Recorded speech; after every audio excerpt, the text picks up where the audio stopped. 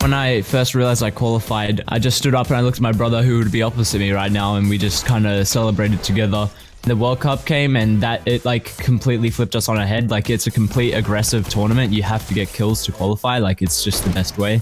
You've just got to always be confident with like every fight you take. Like, I know you'll probably be coming up against some like big names and big streamers you've seen, but you've just got to treat it as any other scrim you're playing kind of thing. You just got to be ice cold and you got to be confident with your fights. I would never have like thought to myself like, oh, I'm one of the best players now on controller. Qualifying for the World Cup was a major step for me to actually help out my family. I'm still in just disbelief.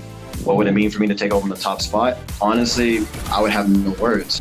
Like, this is everything I actually dreamed for. Coming in January, I was having the thought of quitting, and now here I am. I was expecting that I had a really good shot at being first place. When I was in the last game, I was just playing really safe. I was trying to guarantee my spot to New York. I just needed that one lucky string of games. Everything just worked out fine this week. I think I got really lucky. I got good RNG. Eventually, it worked out. I just grinded my hardest. My advice for players trying to reach the top 3,000 is to always look back at your VODs, try and figure out what mistakes you have made, try and figure out what you can do better. You can also look at other players who have been more consistent, see what they do, try and implement that into your own game. The last couple of weeks, I wasn't very confident, but this week I just said, okay, I'm going to qualify. Whatever happens, happens. Preparing for everything, like example tennis. Tennis is really good for that because when you play individual in tennis, you need to work on yourself and you need to not go down if you lose a point. It's the same thing in Fortnite. You need to continue working and keep your mental up.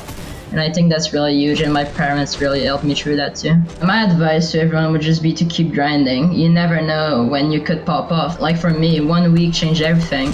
Even if I don't do good, I think it's still gonna be an insane thing from my life and everything. I will always remember that. I think when I won a Ninja's event, it gave me the motivation to know that like I can qualify for World Cup, and it gave me the confidence that I needed. I've been practicing with my friends, Epic Whale, Scented, and we've been just practicing scrims and stuff like that. I've been practicing like 6 hours a day.